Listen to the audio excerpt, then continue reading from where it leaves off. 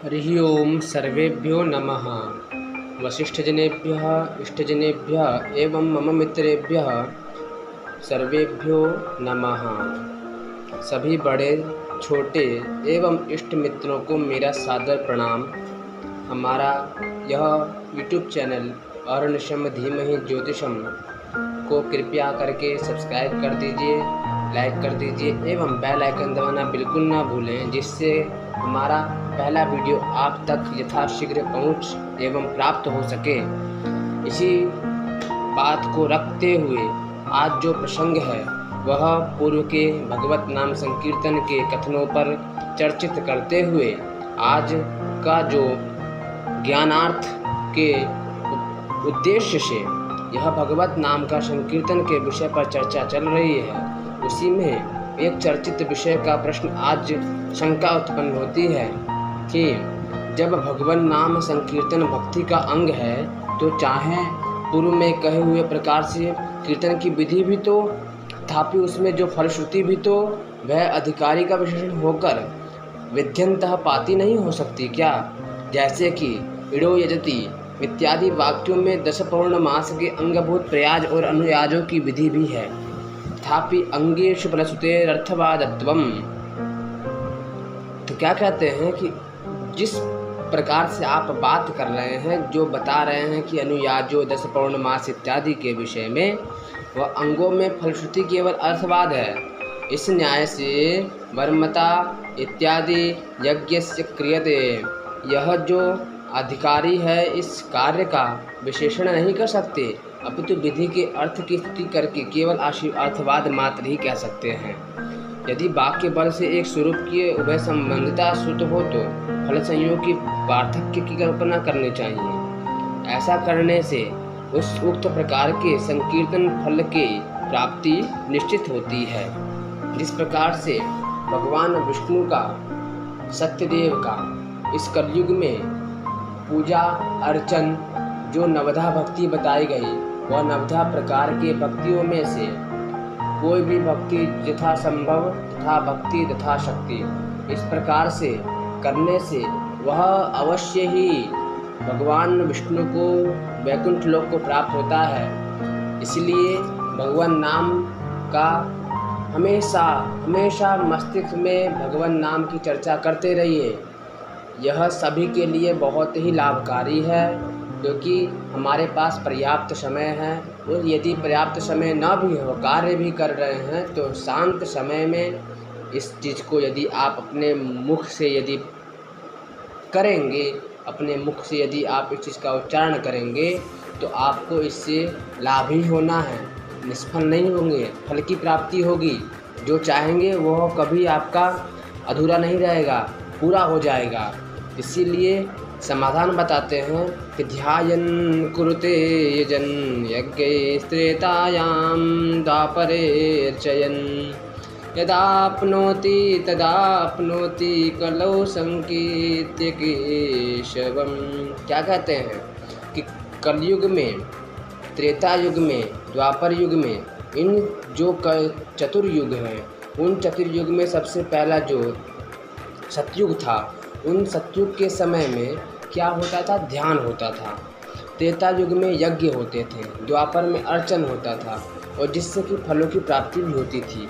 उन्हीं के प्राप्ति काल में केशव कीर्तन जो है, भगवान सत्यनारायण स्वामी का कीर्तन परम आवश्यक, परम लाभकारी होता है। इसीलिए ध्यान कृते यजन यज्ञैहि, इस प्रकार से उच्चारण करते हुए यह कहते हैं, यदि व्यवस्था वाक्य में नाम संकीर्तन विधि नहीं कही गई है, किंतु कलयुग की स्तुति है, अतः व्यवस्था ही नहीं तो सो भी ठीक नहीं है, क्योंकि कली युग तो सिद्ध वस्तु है, इसलिए वह विधेय नहीं हो सकता। अतः कीर्तन विधान बिना उसकी स्तुति व्यर्थ है। भगवान के गुण कर्म तथा नाम कीर्तन पुरुषों के पापक्षय मात्र के लिए ही नहीं, अपितु भगवत प्राप्ति के लिए भी है, क्योंकि स्वयं म्रियमाण अस्वस्थचित्त असावधान अशुचि और महापात की असामिल भी नारायण नाम वाले अपने पुत्र को नारायण ऐसा आवाहन करके, ऐसा कह करके पाप से रहित हो जाते हैं। जिस प्रकार से यदि कोई व्यक्ति पुरुष इत्यादि मिले तो उनसे नारायण कह करके या महादेव कह करके इत्यादि नाम से आवाहन करके आप पाप से रहित हो सकते हैं, पाप से भी मुक्त हो सकते हैं। उसने ना तो विधिवत संकीर्तन ही किया और ना ही हरि का स्मरण किया, उसने अपनी बुद्धि से आवाहन किया। आप भी अपने मस्तिष्क के अनुसार यदि किसी को आप राम राम जी, श्याम श्याम जी कहते हैं तो उससे भी आपकी भगवत नाम की संकीर्तन, नवधा भक्ति में संकीर्तन नाम की जो भक्ति है उससे आपका उद्बोधन हो जाएगा। प्रश्न यह उठता है अब कि यदि नाम के उच्चारण मात्र से ही सब पापों का यदि प्रायश्चित हो जाता है तो फिर मनु आदि के जो महाप्रायश्चितों के विषय में कहा गया उसका विधान क्यों कहा गया है? तो क्या कहते हैं, अक्षय चेन मधु विंदेत किमर्थ पर्वते व्रजेत, अर्थात घर के कोने कोने में यदि मधु मिल जाए तो उसी के लिए पर्वत क्यों जाया जाए? यदि घर में ही मधु का ढेर है तो हम क्यों पर्वत जा करके मधु के इतने संघर्ष करें? इस प्रकार से यद्यपि योगे नैवत देहंसः प्रायश्चित्तम विमर्शनम इत्यादि वाक्यों से योग ज्ञान आदि को ही समस्त पाप निवर्तक कहा गया है, तथापि स्वारस की श्रद्धा के अभाव से प्राणियों की प्रवृत्ति ज्ञान आदि से नहीं होती, किंतु कृच्छ आदि आचार्यण से प्राप्त होती है। इस प्रकार से महावाक्य आदि जन्म ब्रह्माकार व्यक्ति से संकलनार्थ की निवृत्ति होती है, तथापि श्रद्धादि साधनादिकों के अभाव से सर्व प्राणियों के उसमें प्रवृत्ति नहीं होती। वैसे ही भगवान नाम के प्रायश्चित में उत्कृष्ट श्रद्धालु ही अपेक्षित हैं, अश्रद्धालु नहीं। अतः उत्कृष्ट प्राणियों के लिए कृच्छ चांद्रायण प्रायश्चित का विधान कहा गया है। महावाक्य ब्रह्म साक्षात्कार उत्कृष्ट श्रेष्ठ अधिकारियों की अति सुख साध्य होने पर भी अनाधिकारियों को सुख साध्य नहीं होता।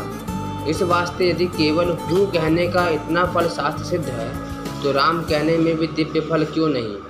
लोक में देखते हैं कि ऐसा शब्द होता है कि जिसे सुनकर शत्रु भी नम्र हो जाता है, किंतु बहुत परम तत्व की अभिव्यक्ति ही जीवन की परम उन्नति है, और वह भी नित्य नैमित्तिक धर्मों के अनुष्ठान से विशुद्ध बुद्धि वाले पुरुषों के गृहीत शक्ति शब्द से ही प्राप्त होते हैं।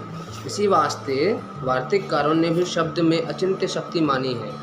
अतएव गोपद से सांसादिमति व्यक्ति के तरह, अर्थात जैसे गो शब्द कहने से शासनादिमति व्यक्ति की स्फूर्ति होती है और वह स्फूर्ति सकलनार्थ विनिवृत्ति परस्पर परमानंदा वाप्ति का हेतु होता है।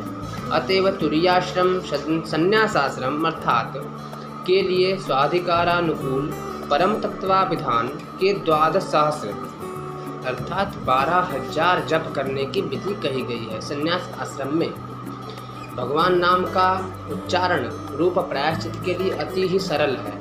अतः भगवान नाम के बल से निर्भय होकर के दुष्ट लोग पापों में और अधिक प्रवृत्त होंगे। इसलिए पाप शक्ति की निवृत्ति के लिए शास्त्रों में कठिन प्रायश्चित्तों का विधान है, तथा नाम उच्चारण महात्म्य के ज्ञान से सभी की मुक्ति का प्रसंग हो जाएगा। इसलिए भगवान का नाम का उच्चारण करते रहिए।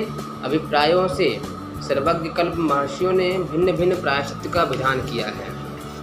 तस्मात् सिद्ध होता है कि अचिंत्यानंत महामहिम वैभवशाली भगवान नाम कर्म तथा भक्ति का अंग होकर निःशेष विशेषाधायक तथा परम प्रेमयास्पद परमाविषयक परमानुरक्ति विधायक होता हुआ स्वतंत्र से भी अकस्मात ही उच्चारित किया जाता है।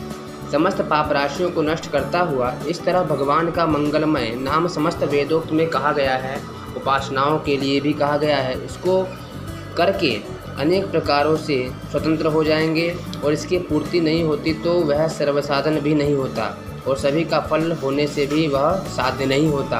इस प्रकार से यह भगवान नाम के संकीर्तन पर हमारा पूर्व में 2 वीडियो और बनाया गया है, कृपया उसको भी आप लोग शुरू से सुन लें। 10 मिनट का समय निकाल करके इसी चीज़ को कहते हुए अपने वाणी को विराम देता हूँ। सर्वेभ्यो नमो नमः।